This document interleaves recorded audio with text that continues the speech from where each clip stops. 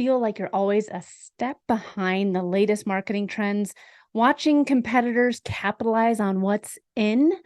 Well, today I'm going to be revealing the secret tools that me and my agency use to stay ahead of the curve and different tools that are going to help you transform your marketing game. Get ready to dive in and discover how to always be in the know. Hi, friends. I'm Katie Brinkley, and you're listening to a Rocky Mountain Marketing Quickcast.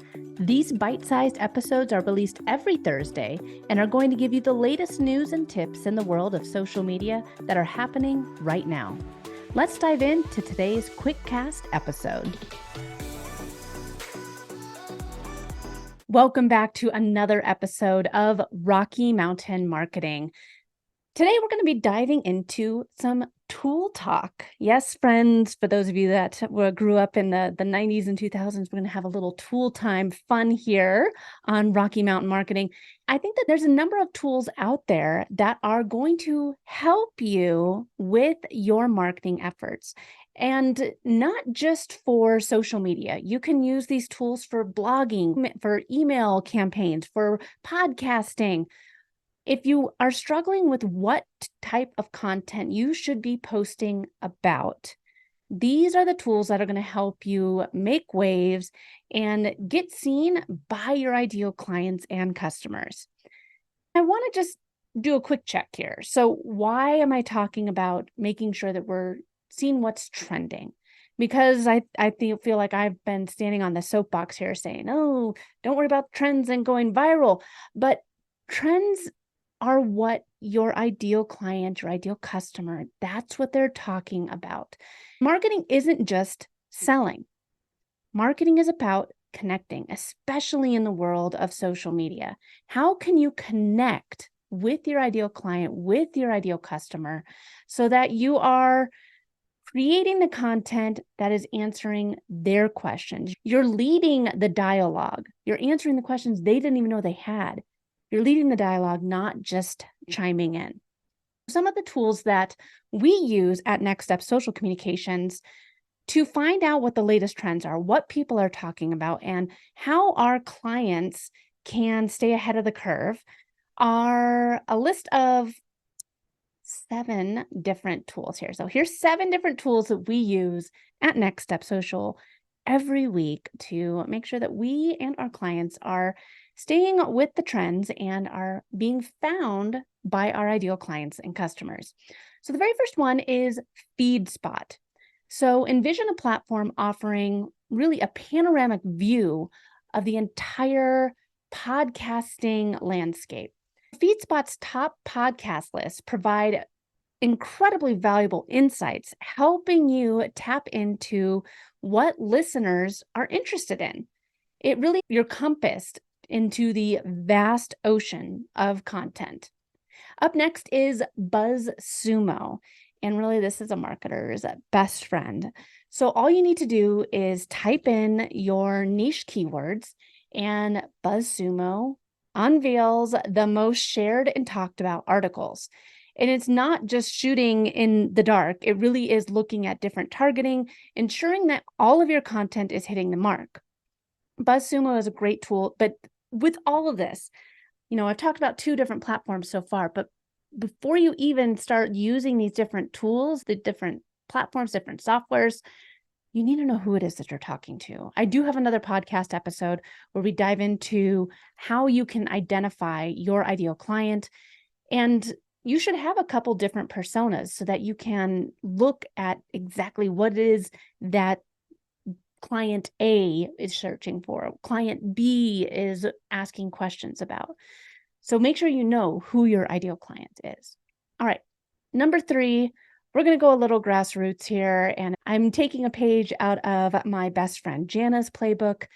She is a Reddit-aholic. Yes, Reddit and Quora are your go-to platforms if you enjoy going more of a down of a grassroots sort of feel. So think of Reddit and Quora as digital marketplaces, and you can navigate through different subreddits or dive into Quora's Q&A sections.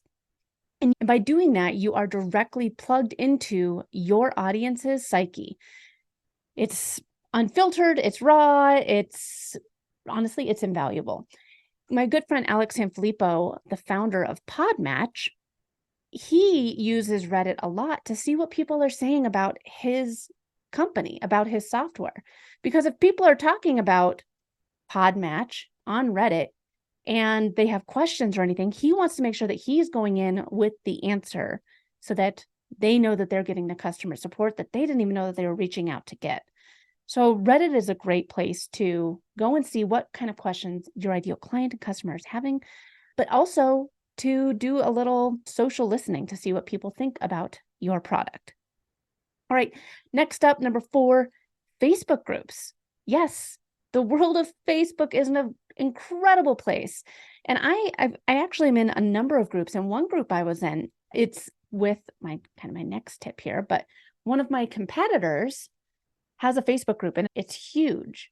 And the main reason I'm a part of it is to see what questions people have. So a lot of the people in her Facebook group, some of them are my ideal client, a lot of them aren't. But if I see this question keep coming up, or if someone asks a question and there's 113 different comments on it, obviously this is a trending topic. People have a lot of feedback on whatever this conversation is going on, this conversation starter. So Facebook groups is really a treasure trove of community insights. You have the opportunity to observe, you have the opportunity to participate. It really is a focus group, giving you the front row seat to audience conversations. All right, next up, I kind of gave it away with the last one. My 5th spot is influencers. And I'm not talking about influencers like Kim Kardashian or any, those type of influencers. Think of influencers as people that have mega audiences that are in your field. So for me, somebody that's in my field, we have some similar offerings, but not really. I have an agency, they don't. But in the world of Instagram, it would be Brock Johnson. So what type of posts and content is he creating? And what type of comments are coming in from the content that he creates? So look beyond the glitz and the glams and all the follower counts that these influencers have, they also have invaluable insights. So their content, they have the opportunity to hit a much larger audience. They also can give you a bit of a sneak peek into different patterns or preferences that people in your industry are talking about. So remember, I say look at influencers or competitors, but we're not talking about cloning them. We're talking about looking and observing with what they're doing, the conversations that they're having, and that the comments that are coming in from their followers so that you can create content that answers those questions. All right, number 6, we're going to talk about Google Trends.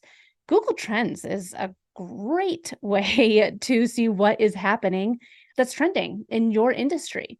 Google Trends, YouTube Trends, they are indispensable. These platforms really offer a live snapshot into trending topics. And here's my little pro tip. Aligning your content with these trends is 100% going to skyrocket your visibility.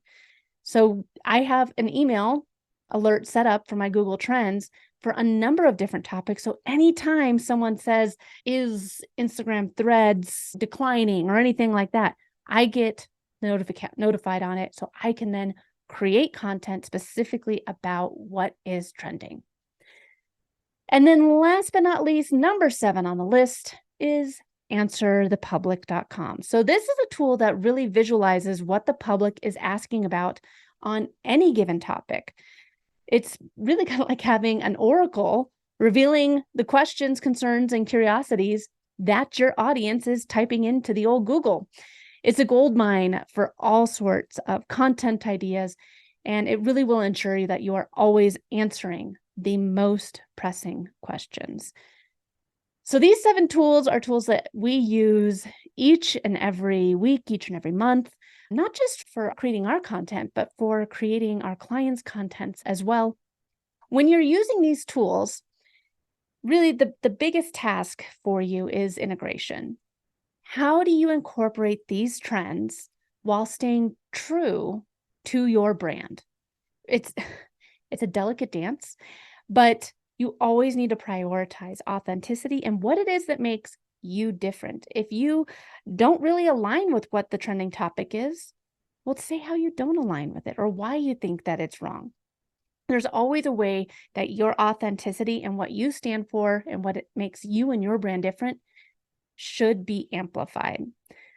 Trends really are the opportunity for you to amplify your message and not just overshadow what it is that you are doing and what your business does. As we end this episode, I want you to set a weekly trend discovery reminder on your calendar. Set aside 15, 20 minutes a week for a trend discovery ritual. Engage in a Facebook group, go on Answer the Public, set up those Google Trend alerts. But most importantly, listen. The digital world, the digital cosmos is always changing. It's always buzzing. And there's tools out there that can help you stay ahead of the trends and answer the questions that your audience didn't even know that they had.